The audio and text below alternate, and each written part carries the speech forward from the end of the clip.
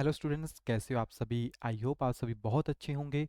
तो जैसा कल हमने आपके पास शेयर भी किया था कि हम आपके लिए लेकर आए हैं एचपी टेट नॉन मेडिकल के लिए स्पेशल वीडियोस। तो प्रीवियस में भी हमने यानी हर बार जितने भी आपके टैट होते हैं तो मेगा सेशन में आपके लिए लेकर आते हैं। तो इस बार कल हमने थ्योरी को कवर किया था, आज कुछ क्वेश्चंस को कवर करेंगे। तो यहाँ पे एक चार्ट हमने बनाया था जिसमें टोटल सारे फॉर्मूले प्रेजेंट थे। तो यहाँ पे तो विजिबल नहीं होता है, आप कितना भी जूम कर लीजिए, इसीलिए हमने इसको छोटे छोटे पोर्शन में डिवाइड कर दिया है ना, यानी इसके छोटे छोटे पार्ट बना दिए हैं ताकि आप अच्छे से समझ सको। तो जितने भी फॉर्मूले हैं आपके पास, इनको कल हम जो है ऑलरेडी स्टडी कर चुके हैं। चाहे आपके पास मोशन स्ट्रेट लाइन हो गया, वेक्टर से रिगार्डिंग आपके पास हो गया, है ना, प्रोजेक्टाइल आपके पास हो गया, न्यूटन के लॉ हो गए, रॉकेट प्रोपल्शन हो गया, या आपके पास सर्कुलर मोशन के फॉर्मूले हम पढ़ चुके हैं। आज हम क्वेश्चंस लगाएंगे इन सब के, ठीक है। यहाँ पे टोटल आप देखोगे तो सारे के सारे फॉर्मूले प्रेजेंट हैं। टेलीग्राम में मैं शेयर कर दूंगा, जैसे हमारी ये क्लास अपलोड होगी उसके बाद इस पीडीएफ को टेलीग्राम में हम प्रेजेंट कर देंगे। ओके, वर्क के फॉर्मूले आपके पास यहाँ पे हो गए, फिर आपके पास system of particle rotational motion उसके फॉर्मूले हैं, ग्रेविटेशनल के फॉर्मूले आपके पास हो गए, ठीक है। Mechanical property of solid and fluid already हम कल आपके साथ पूरी डिटेल में शेयर भी कर चुके हैं, है ना। तो पूरे के पूरे फॉर्मूले जितनी भी आपकी फिजिक्स प्रेजेंट है और आपके टैट में आते हैं, वो सारे के सारे फॉर्मूले हमने यहाँ पे शॉर्ट तरीके से प्रेजेंट कर दिए हैं। यहाँ से आप इसको पढ़ सकते हो, ये हमने नहीं भी कल नहीं करवाया था, जिसमें आपके पास यूनिट्स हैं। सारे क्या है आपके पास, यूनिट्स हैं। तो इसमें हमने सारे के सारे जो यूनिट्स हैं वो यहाँ पे रिप्रेजेंट किए हुए हैं। यहाँ पे तो मार्क दिख रहा है ना आपको, जो पीडीएफ फाइल है उसमें ये मार्क नहीं होंगे, उसमें हमने अलग से एक न्यू पीडीएफ फाइल बनाई है, तो वहां से आप इसको चेकआउट कर लेंगे, ठीक है। जैसे फोर्स के न्यूटन हो गए, डाइन भी आपके पास होते हैं। तो 1 न्यूटन जो 10⁵ डाइन्स के बराबर होता है। 1 kgf भी इसी के यूनिट होते हैं, जो 9.8 न्यूटन के बराबर होता है, या 1 gf की वैल्यू होती है 980 डाइन्स, ठीक है। इसको कन्वर्जन हमने प्रॉपरली की हुई है। वर्क के यूनिट आपके पास हो गए, ठीक है, जिसको आप जूल अर्ग करके रिप्रेजेंट कर सकते हैं, यानी कन्वर्जन आप इनकी कर सकते हैं यहाँ पे। ओके, जूल में, अर्ग में, और किस तरीके से आप 1 जूल को कन्वर्ट कर सकते हो 10⁷ अर्ग के अंदर। आपके पास स्पीड ऑफ लाइट कितनी होती है, कोई भी आपके पास गामा पार्टिकल है उसकी कितनी एनर्जी आपके पास होगी। ओके, पावर हो गई आपके पास, हॉर्स पावर हो गई, किलोवाट आवर, उसकी क्या वैल्यू हमारे पास रहती है। वे देखो, जी की वैल्यू, रेडियस ऑफ अर्थ, ठीक है, density of earth, mass of earth, acceleration due to gravity. Same यही चीज मून के केस में भी है, कल हमने पढ़ी थी। प्रेशर के यूनिट हो गए आपके पास, फिर आपके पास विस्कोसिटी के यूनिट हो गए, कैलोरीज को किस तरीके से कन्वर्ट कर सकते हो, और टेम्परेचर के जैसे सेल्सियस, फॉरेनहाइट, रीमर स्केल का क्या रिलेशन आपके पास होता है, डेका पॉइस एंड पॉइस का क्या रिलेशन आपके पास है। ओके, ये कल पढ़ चुका हूँ, मैं सिर्फ रिवीजन आपको करवा रहा हूँ। थर्मल कंडक्टेंस का फॉर्मूला क्या होता है, यूनिट क्या होते हैं, और आपके पास उसके डायमेंशनल फार्मूला क्या होगा। सिग्मा के यूनिट आपके पास क्या होंगे, यानी 5.67 into 10⁸ weber metre inverse square K जी, sorry kelvin raise to power inverse 4, या joule second inverse m inverse K kelvin 4, ठीक है। फिर वेन कांस्टेंट हो गया, उसकी वैल्यू होती है 2.898 into 10⁻³ kelvin. Solar constant S की value 1388 joule metre inverse square second inverse. R की वैल्यू आपके पास जो गैस कांस्टेंट है, ठीक है। इलेक्ट्रॉन के ऊपर चार्ज, प्रोटॉन के ऊपर चार्ज कितना, उसका मास आपके पास है। एप्साइलन की वैल्यू 1/4 पाई, एप्साइलन नॉट की वैल्यू। चार्ज की यूनिट आपके पास कूलम हो गए, किस तरह से इलेक्ट्रिक फील्ड इंटेंसिटी को आप रिप्रेजेंट करते हो, ठीक है। बोल्ट यानी इलेक्ट्रॉन पोटेंशियल बोल्ट, उसके यूनिट क्या होते हैं, जूल कूलम। कैपेसिटेंस के यूनिट फराड आपके पास हो गए, मैग्नेटिक फील्ड के टेस्ला हो गए, मैग्नेटिक फ्लक्स यानी डेंसिटी के वेबर आपके पास हो गए, ठीक है। And 4 pi into 10⁻⁷ tesla metre ampere inverse mu के आपके पास हो गए, ठीक है। इसे रिप्रेजेंट कर सकते हैं इसको। ऑर्डर ऑफ मैग्नेटिक फील्ड 10⁻⁵ अर्थ की होती है, ठीक है। मैग्नेटिक फ्लक्स डेंसिटी के आपके पास हो गए, वेबर मीटर इनवर्स स्क्वायर आपके पास हो गए, ठीक है। एक्चुअली फील्ड की ही बात आपके पास यहाँ पे कर रहा है। गॉस एंड जो टेस्ला है उसको आप किस तरीके से कंपेयर कर सकते हो, ठीक है। मैग्नेटिक फ्लक्स के आपके पास मैक्सवेल हो गए या वेबर हो गए, 1 maxwell is equal to 10⁻⁻8 weber. Self inductance henry आपके पास इसके यूनिट हो गए, ठीक है। And volt ampere inverse second करके आप इसको रिप्रेजेंट कर सकते हो। और इसका डायमेंशनल फार्मूला हमारे पास हो गया। ठीक है, फिर आपके पास जैसे आप रेडियन और डिग्री का रिलेशन बनाते हो, तो 360 degree is equal to 2 pi radian, यानी 1 degree is equal to 2 pi by 360। तो हम कंपैरिजन कर सकते हैं क्योंकि यहाँ से भी क्वेश्चन आपके पास पूछे जाते हैं। बाकी मेगा, गीगा, मिली, माइक्रो, नैनो, पिको, ये हम ऑलरेडी पढ़ चुके हैं। ऑर्डर ऑफ मैग्नीट्यूड से आपको क्वेश्चन नहीं आने वाला, तो आप चाहें इसको यहाँ से स्किप कर सकते हैं। बाकी ये तो हमने कल पढ़ लिया था, astronomical unit, light year, parallactic second, fermi, barn, angstrom क्या होता है आपके पास, ठीक है, और किस तरीके से आप यूनिट्स को कैलकुलेट कर सकते हो। तो ये प्रॉपर जो वैल्यूज है यहाँ पे वो काफ़ी इंपॉर्टेंट है, तो आप इस चार्ट से इसको यहाँ पे स्टडी कर सकते हो। चलिए वन बाय वन करके हम क्वेश्चन को स्टडी करते हैं। प्रीवियस में भी हमने इन क्वेश्चंस को आपके पास स्टडी किया था, तो यहाँ पे दोबारा से हम इनको एक बार रिवाइज कर लेंगे और आपका जो प्रीवियस में आपने पढ़ा था वो भी यहाँ पे कवर हो जाएगा। फर्स्ट क्वेश्चन था which of the following ratio express pressure. आपके पास यहाँ पे डिफरेंट डिफरेंट रेशियो दी गई थी, जैसे F upon A, E upon V, F upon B and E upon B. तो पहले पता होना चाहिए प्रेशर क्या होता है। प्रेशर होता है फोर्स अपॉन एरिया, तो डायमेंशन से हमारे पास बराबर बनने थे। ठीक है, फोर्स के डायमेंशन हो गए M L T minus two, ठीक है, और एरिया आपके पास, तो एरिया को आप कन्वर्ट कर सकते हो। ठीक है, तो एरिया यानी लेंथ मीटर स्क्वायर यानी एल स्क्वायर, तो ऊपर आके नेगेटिव, तो -1 आपके पास यहाँ पे बनेगा। ठीक है, तो आपको चेक करना है कि किसके यूनिट इस फॉर्म में आपके पास आ रहे हैं। ठीक है, M L inverse T inverse में, तो फोर्स अपॉन एरिया ये तो हो जाएगा सीधा। आगे है ई अपॉन वी यानी वॉल्यूम। ठीक है, तो ई यानी एनर्जी, तो वर्क के साथ रिप्रेजेंट हो रहा है, तो वर्क को अगर आप लिखोगे तो M L two T minus two लिखोगे, और बाई वॉल्यूम आ गया एल क्यूब, तो ऊपर जाके माइनस करेगा तो -1। तो आपके पास जो ए एंड बी है वो दोनों ही इसमें क्या बन रहे हैं, यहाँ पे इसके राइट आंसर बन रहे हैं। ठीक है, कन्वर्जन कर सकते हो। Dimensional formula of linear momentum, linear momentum होता है rho is equal to product of mass and velocity, mass के लिए केजी और इसके लिए मीटर पर सेकंड इनवर्स। तो आपके पास मास भी है, तो m आ गया, l एंड t इनवर्स। ठीक है, तो आपके पास इसका डायमेंशनल फॉर्मूला बन जाएगा। SI यूनिट ऑफ इंडक्टेंस, ठीक है, यहाँ पे लिखा हुआ है the SI of unit of inductance the henry can be written as, तो एस इसके एस इंडक्टेंस के यूनिट हेनरी हैं, तो हेनरी को आप किस तरीके से रिप्रेजेंट कर सकते हो, जैसे ओहम सेकंड, तो आपको फॉर्मूला पता होना चाहिए, यानी V is equal to L D I by D T, यही हमारे पास फॉर्मूला होता है। इसको जस्ट रीअरेंज करना, तो L आपके पास क्या बनेगा, देखो V है, पोटेंशियल के साथ आपके पास आएगा, है ना, और टाइम है नीचे, तो पोटेंशियल टाइम और करंट जो है वो नीचे आपके पास आ जाएगा इसमें। ठीक है, तो आपके पास यहाँ पे जूल एम्पियर स्क्वायर जो है इसकी वैल्यू बनती है, इसको रीअरेंज करना पड़ेगा। ठीक है, थोड़ा सा वेरिएशन करके पोटेंशियल को हम वर्क अपॉन चार्ज की फॉर्म में लिख देंगे, है ना, तो करंट इनटू टाइम के साथ वो आ जाएगा ना, जैसे हम पोटेंशियल को वेरी कर सकते हैं, तो ऐसे होगा ये, जैसे V एंड डी टी भी साथ में ऊपर चला जाएगा और नीचे आपके पास डी आई।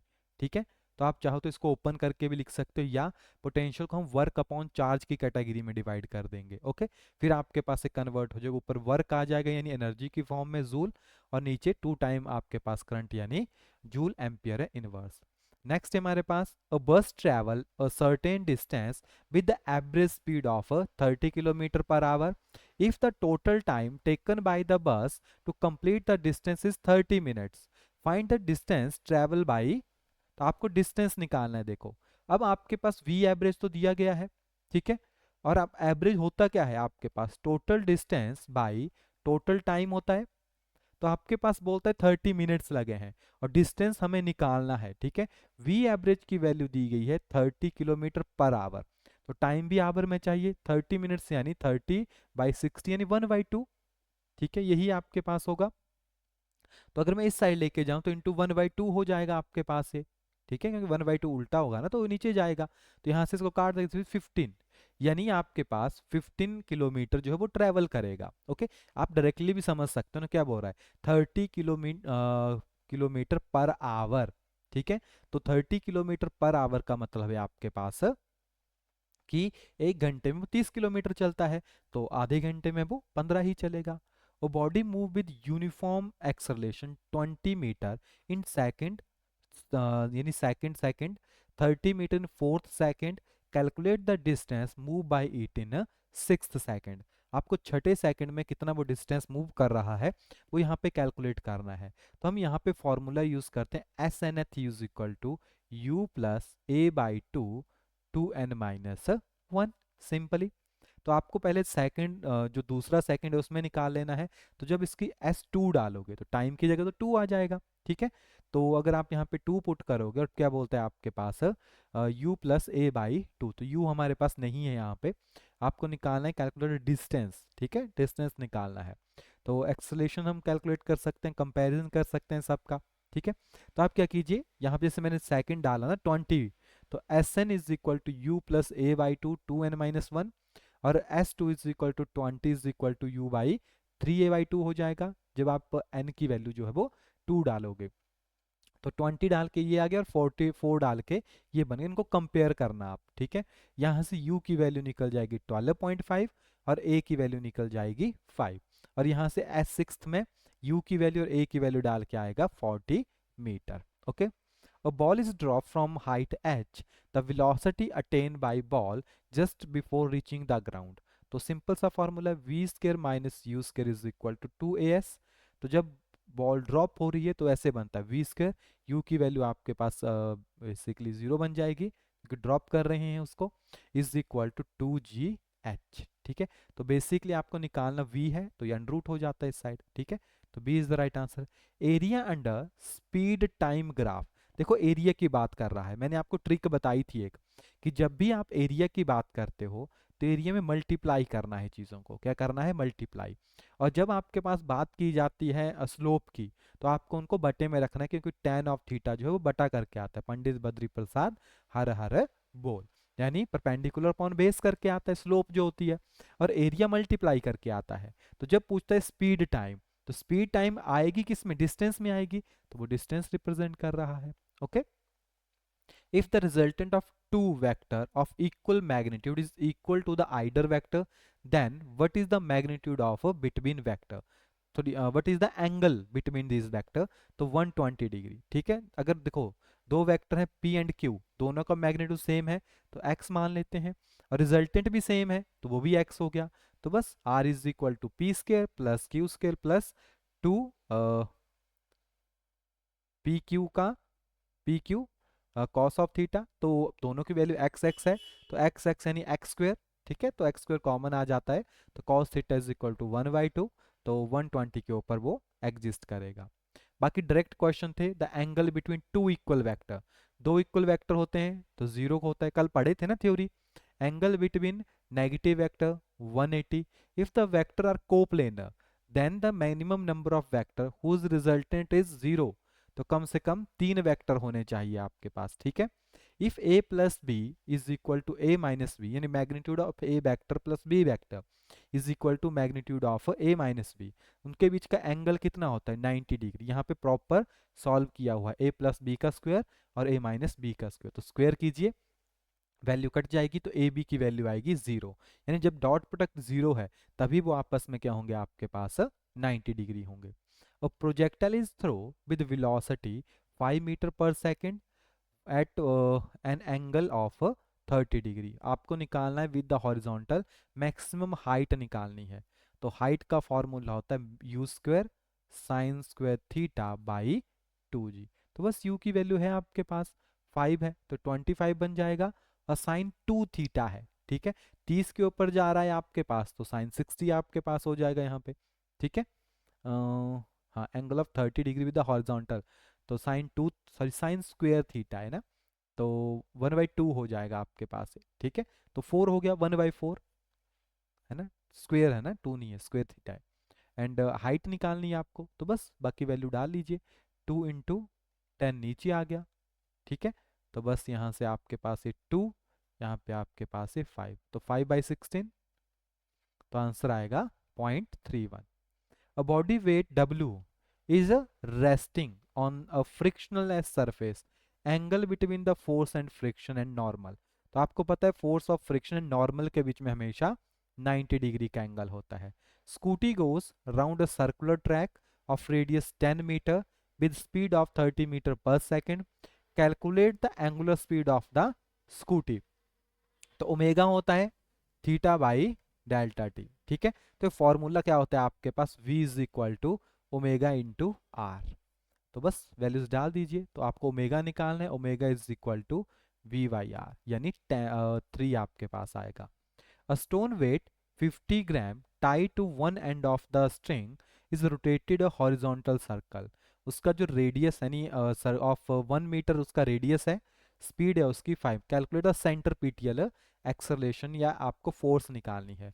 सेंट्रीपिटल का फॉर्मूला होता है F is equal to M V square by R, और एक्सेलरेशन का होता है वी स्क्वायर बाई आर, ठीक है। तो यहाँ पे फॉर्मूला डाल दो, कितनी आपके पास फोर्स अप्लाई हो रही है, 50 ग्राम है। तो अगर आप इसको कन्वर्ट करो केजी में तो 50 इंटू 10⁻³ kg आएगा। रेडियस की वैल्यू आपके पास दी गई है 1 मीटर और वेलोसिटी है 5 मीटर पर सेकंड। ओके, तो फोर्स आ जाएगा मास इंटू एक्सेलरेशन। बाकी आप वैल्यू यहाँ पे डाल लो, फोर्स की वैल्यू आ गई, ठीक है। तो 0.50 इंटू 25 बाई 1000। ओके, तो यहाँ से आप इसके कन्वर्जन कर सकते हो, आंसर आएगा 1.25। Electron volt is the unit of, तो इलेक्ट्रॉन वोल्ट बेसिकली एनर्जी के यूनिट होते हैं। Area under force displacement graph, तो W is equal to F S, तो आपको वो रिप्रेजेंट करता है वर्क डन। ओके, नेक्स्ट है if the momentum of the body increase by 0.01% kinetic energy. Short trick formula होता है, देखो दो फॉर्मूले हैं हमारे पास, एक फॉर्मूला है हमारे पास शॉर्ट ट्रिक वाला ये वाला, और एक फॉर्मूला हमारे पास ये वाला है।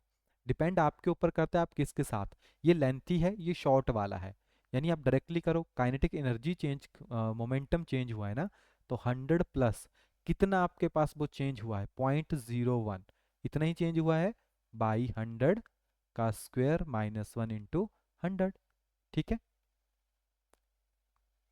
तो बस आपको इसको जोड़ दो, तो this will be equal to 0.02%। B is the right answer.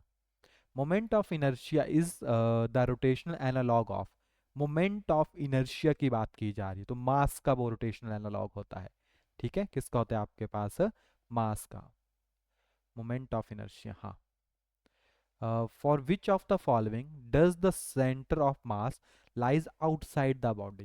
देखो सेंटर ऑफ मास क्या होता है, जहां पे हम कंसीडर करते हैं कि पूरी बॉडी का जो मास है वो एग्जिस्ट कर रहा है, ठीक है। तो वो क्या होगा आपके पास, वो एक रिंग होगी, क्या होगी, रिंग। रिंग का जो सेंटर ऑफ मास है वो एकदम बाहर लाई करता है। Torque of a force F, ठीक है, आपके पास फोर्स हो गई -3I cap plus J cap plus 5K cap, act कर रहा है 7I cap plus 3J cap plus K cap के ऊपर, ठीक है। रेडियस हो गया उसका। तो आप जस्ट आपको निकालना है इसका टोटल टॉर्क। टॉर्क होता है R इंटू एफ, ठीक है। तो जस्ट आपको वैल्यूज डालनी है, तो R इंटू एफ करके आप इसमें निकाल सकते हो, clear.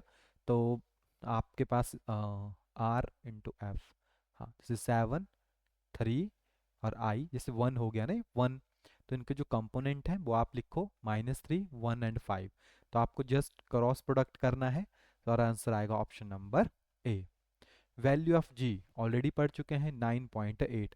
Escape speed of earth वो होती है, तो फॉर्मूला पता होना चाहिए सबसे पहले। देखो इसका फॉर्मूला होता है हमारे पास V is equal to 2gm/r, ठीक है। मास होता है आपके पास, यानी डेंसिटी होती है मास अपॉन वॉल्यूम, तो मास होता है डेंसिटी इनटू वॉल्यूम। तो वॉल्यूम क्या बनेगा, मास बाई डेंसिटी। आप रिलेशन बना सकते हो ना डेंसिटी के साथ। तो एस्केप स्पीड जो वो डायरेक्टली प्रोपोर्शनल आती है, क्यों, अगर आपके पास कोई स्फीयर है, ठीक है, तो उसका जैसे डेंसिटी और वॉल्यूम का फॉर्मूला क्या होगा 4/3πr³ और डेंसिटी तो एज इट इज रहेगी। तो एस्केप स्पीड में इस वैल्यू को हम पुट कर देते हैं इसके मास की जगह। तो पूरे के पूरे क्वेश्चन में अगर आप देखोगे तो डायरेक्टली प्रोपोर्शनल आएगा अनरूट करके, क्लियर। तो जस्ट रीअरेंज किया गया इसको।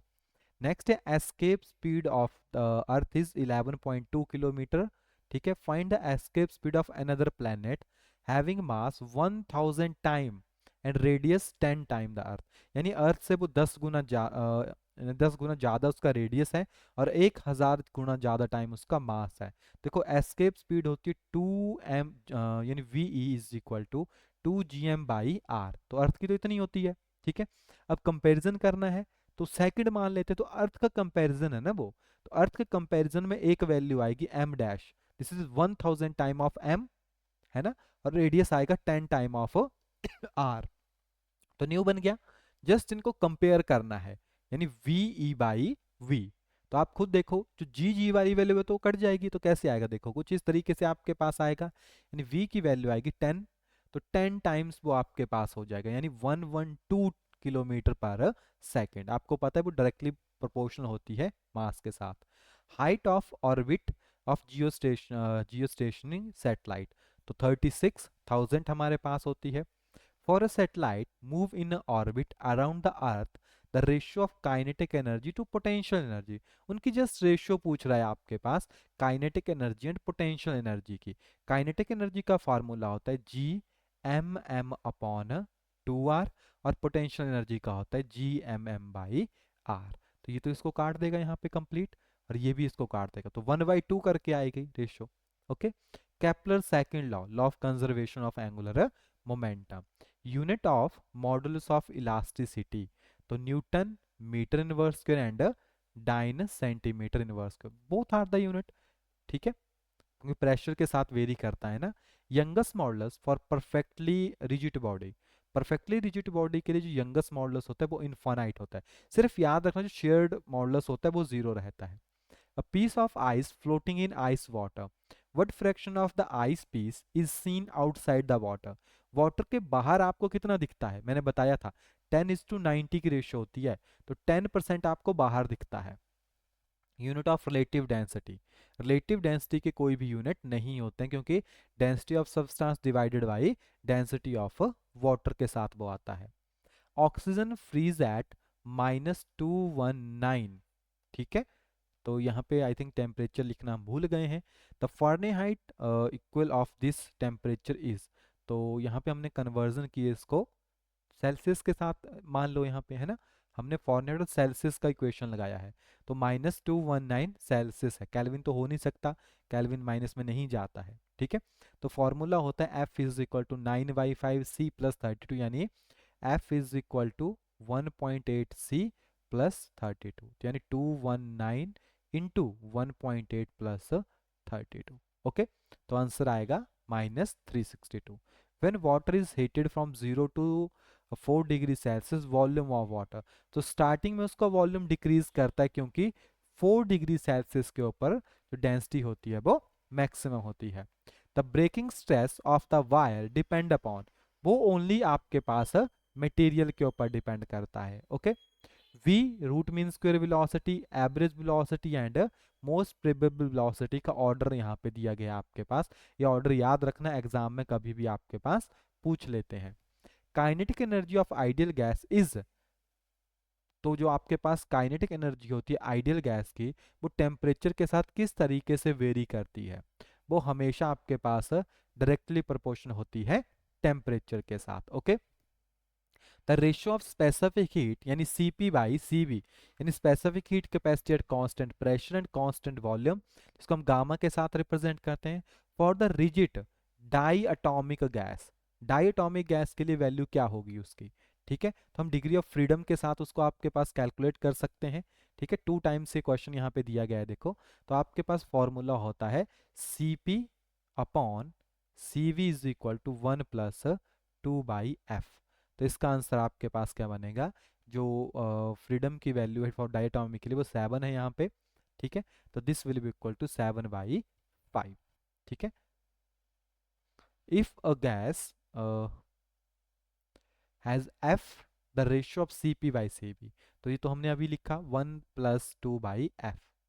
टाइम पीरियड पूछ रहा है, time period of simple pendulum on the surface of the earth is 3.5 second, moon के ऊपर कितना होगा आपके पास। ठीक है, एक्सलेशन ड्यू टू ग्रेविटी दोनों में दी गई है, तो आपको पता है टाइम पीरियड का फॉर्मूला होता है 2πL/g, तो कंपैरिजन है, पाई तो कट जाएगा पहले ही।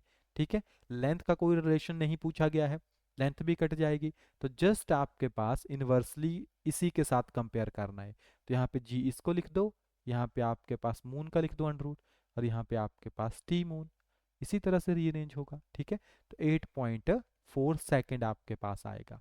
Okay, the velocity of sound in oxygen at standard temperature is 332 meter per second. What will be the velocity of the sound in hydrogen? Hydrogen में कितनी आपके पास होगी? तो देखो, जो वेलोसिटी होती है वो इन्वर्सली होती है डेंसिटी के साथ। ठीक है, डेंसिटी कम होगी, वेलोसिटी ज़्यादा होगी। तो जस्ट कंपैरिजन कर लो। ऑक्सीजन जो है, ठीक है, जो डेंसिटी है आपके पास, अगर हाइड्रोजन की बात करें, ठीक है, हाइड्रोजन की डेंसिटी 16 सॉरी ऑक्सीजन की डेंसिटी 16 टाइम है डेंसिटी ऑफ हाइड्रोजन के, क्योंकि हाइड्रोजन का अगर मास 1 ग्राम है तो ऑक्सीजन का 16 ग्राम है। कंपैरिजन के साथ तो V H by V O तो आएगा अंडर रूट 6/1 करके आएगा। ठीक है, तो यहाँ से कट जाएगा आपके पास, यानी 4 बनेगा। 4 × 332 यानी 1328। How many electronic charges from 1 coulomb, कल भी करवाया था, 6.025 × 10⁻18। How much charge will appear on the plate of a capacitor have capacitance of 177 picofarad when potential difference of 100 volt is apply। 100 volt का पोटेंशियल अगर आप अप्लाई करते हो, देखो चार्ज जो है वो डायरेक्टली प्रोपोर्शनल होता है पोटेंशियल के, और Q is equal to C V and C is equal to Q by V हमारे पास आ गया। पोटेंशियल होता है वर्क के साथ रिप्रेजेंट करते हैं, क्लियर।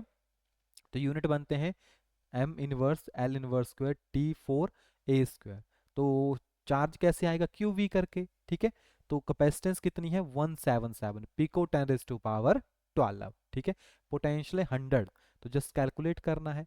ओके, बाकी यहाँ पे पूरी एक्सप्लेनेशन है कि पोटेंशियल क्या होता है, कैपेसिटेंस क्या होती है, किस तरीके से हम रिप्रेजेंट कर सकते हैं।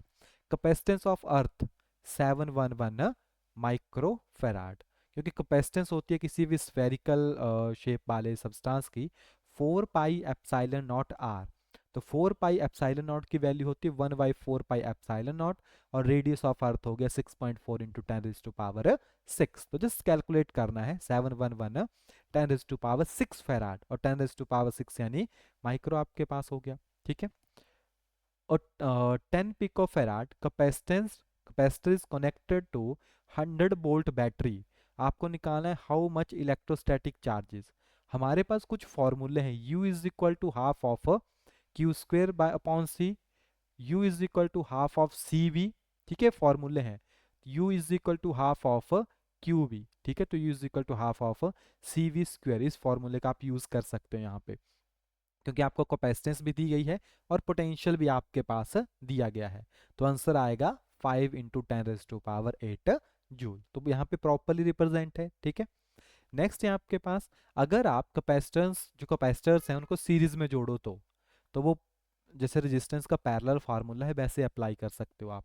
ठीक है, तो सीरीज सॉरी ये जो है ये पैरेलल में है ना, हाँ, तो पैरेलल में वहाँ पे 1/बटे में आता है, तो यहाँ पे डायरेक्ट प्लस हो जाएगा, 20 + 20 + 20 30, सॉरी 60, तो टोटल हो गई 60, और एक सीरीज में है तो 1 CN is equal to 1/C + 1/60। इस तरीके से आपके पास आएगा। ओके, और क्या बोलते हैं जो इसकी टोटल इक्विवेलेंट आ रही है ना, वो आ रही है 30 माइक्रोफेराड करके। ओके, तो टोटल आ गई 1/30, 1/C आपको निकालना है, इसकी निकल जाएगी, और 160, तो इसकी 60 माइक्रोफेराड आपके पास आएगा। SI unit of electric potential volt होते हैं। 1 volt is equal to joule coulomb inverse, क्योंकि वोल्ट होता है W/Q। Work done to move a charge 1 coulomb 1 point to another point on the surface of the conductor 0। ठीक है, कोई work done आपके पास नहीं होता है। Expression for capacitance of a spherical conductor, अभी आपको बताया C is equal to 4 pi epsilon naught R. A given wire is stretched to reduce its diameter, अगर आप डायमीटर को हाफ रिड्यूस कर देते हो its original value, what will be its new resistance. तो न्यू रेजिस्टेंस आपके पास कितनी आएगी उसके अंदर। देखिए, एक ट्रिक आपको बता देता हूँ, जो न्यू रेजिस्टेंस होती है, ठीक है, वो हमेशा डायरेक्टली प्रोपोर्शन होती है N, या आप कह सकते हो L² के। ठीक है, L² R के। एल स्क्वायर का मतलब होता है कि लेंथ में कितना चेंज आया है, ठीक है। या आप ऐसे कर सकते हो एन स्क्वायर एल करके, क्योंकि बुक में कोई नहीं है, यानी लेंथ में कितना चेंज आया, आप सिंपली ऐसा लिख दो स्क्वायर, स्क्वायर या चेंज इन लेंथ या square root of change in length, आप ऐसे square root of change in length, जितना लेंथ में चेंज आएगा। यहाँ पे क्या बोलता है, डायमीटर रिप्रेजेंट किया गया, ऐसा बताया ही नहीं लेंथ में कितना चेंज आया है। लेकिन जब हमने इसको कैलकुलेट किया, क्योंकि वॉल्यूम हमेशा कांस्टेंट रहता है और डायमीटर होता है रेडियस का हाफ, सॉरी रेडियस होता है डायमीटर का डबल, तो डायमीटर को आप लिख सकते हो ना, diameter is equal to 2r, कोई इशू नहीं है, ठीक है। तो रेडियस तो होता है ना, एरिया होता है ये, एरिया आपके पास आता है एरिया पाई आर स्क्वायर करके, और वॉल्यूम क्या होता है आपके पास, एरिया इंटू लेंथ करके आपके पास आता है। लेंथ वेरी कर जाएगी, बाकी नहीं करेगा, तो एरिया आप यहाँ से निकाल सकते हो, वॉल्यूम दोनों का कांस्टेंट रहेगा। तो जो L2 आता है वो आता है 4 of L1, यानी हमने बोला स्क्वायर रूट ऑफ, तो 4 टाइम वो इंक्रीज कर रहा है, इट मीन जो R होगा this will equal to 4 square of R, ठीक है। यानी अगर ये R1 है तो 4 स्क्वायर ऑफ R1 हो जाएगा, तो यानी 16R1, ठीक है। आप डायरेक्टली जितनी लेंथ चेंज हो रही है उसका स्क्वायर कर सकते हो डायरेक्टली, ओके। यहाँ पे कंप्लीट एक्सप्लेन है कि किस तरीके से आप वॉल्यूम को कन्वर्ट कर सकते हो, ओके। यहाँ पे पूरा, और इसकी वीडियो हमने पहले भी बनाई थी जो थोड़ा लंबी मेथड से होगी। करंट है आपके पास इन गिवन सर्किट, ये हमारे पास एक प्रॉपर सर्किट दिया गया है, इसके अंदर करंट फ्लो कर रहा है, पोटेंशियल भी दिया गया है, ओके। तो आपको पता है V क्या होता है, डायरेक्टली प्रोपोर्शनल टू करंट, तो I की वैल्यू यहाँ से आएगी अब V बाई आर करके। आपको यहाँ पे करंट निकालना है, तो पोटेंशियल अपॉन रेजिस्टेंस, तो रेजिस्टेंस तो निकल जाएगी इसमें। अगर आप इस पूरे को देखो ना तो कुछ ऐसे अरेंज है, ये एक दूसरे के साथ पैरेलल भी है और सीरीज में भी है, ठीक है। तो 1/r is equal to 1/3 plus 1/12, क्योंकि यहाँ से तो ब्रेक है, लेकिन ये पूरा सर्किट जो है ये सीरीज में है, जुड़ जाएगा आपस में, तो 1/12 हो गया, और टोटल आता है 12/5, और पोटेंशियल है 4.8, तो यहाँ पे डाल दो 4.8 बाई 12, और 5 ऊपर चला गया, तो 2 is the right answer. The angle between magnetic axis and geographic axis 11.3, ठीक है। Angle of dip at a place where horizontal and vertical component of earth magnetic field are same, 45 के ऊपर सेम होते हैं। Angle of dip at the magnetic equator 0 degree, at magnetic pole the angle of dip is 90 degree, काफी important question है। Unit of magnetic dipole moment ampere metre square, tesla is the unit of magnetic field के unit होते हैं। Cyclotron frequency of electron gyrating in a magnetic field 1 tesla is, तो approximation में होता है 28 gigahertz, पूछ लेते हैं कभी कभी एग्जाम में आपके पास, ठीक है। लेंज लॉ आपको कल भी बताया था, एनर्जी के साथ डील करता है। SI unit of magnetic flux weber dash dash use as a reflector for the street light, तो कॉन्वेक्स मिरर का यूज वहां पे किया जाता है, जैसे शॉप हो गई ना, सॉरी बड़ी बड़ी दुकानें हो गई, शॉप्स वगैरह हो गई। Dash dash mirror use by the magician to play trick, तो कॉनकेव का यूज होता है, ईएनटी डॉक्टर्स हो गए, सिनेमा प्रोजेक्टर, टेलीस्कोप, वहीं सभी में भी आपके पास कॉनकेव का भी होता है। फिर इसमें देखो कुछ इंपॉर्टेंट टर्म है, जैसे total internal reflection of light, mirage हो गया, डेजर्ट के अंदर होता है। एयर बबल वाटर में काफ़ी ज़्यादा शाइन करते हैं आपके पास, ठीक है।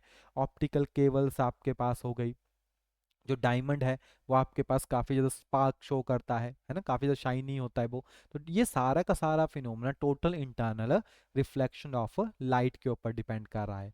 Power of convex lens positive होती है, और कॉनकेव की आपके पास जो है वो नेगेटिव होती है। बाकी फॉर्मूले कल हम इनके कर चुके हैं, है ना। और इसको अगर सेंटीमीटर में लिखना तो 100/f इन सेंटीमीटर, ठीक है। इस तरीके से हम रिप्रेजेंट कर सकते हैं। A number of images formed by two plane mirror, तो फॉर्मूला होता है n इज इक्वल टू 360/थीटा माइनस 1, तो सिंपल फॉर्मूला यूज करो, आराम से आंसर निकल जाएगा, ओके। ये जो आपके पास दिया गया है ये है ऑर्ग, ठीक है, और गेट है आपके पास, ये निबल स्टैंड फॉर, तो group of 4 bits, bandwidth of TV signal 6 megahertz, frequency which is not reflected by ionosphere 50 megahertz, light from LED is produced by spontaneous emissions. तो कुछ इंपॉर्टेंट क्वेश्चंस थे around 70 के आसपास। तो यहाँ पे हमारे जो फिजिक्स के सेशन है इस टू 2024 के जो लास्ट वाला नवंबर का आपका डेट है वहाँ पे फिनिश होता है।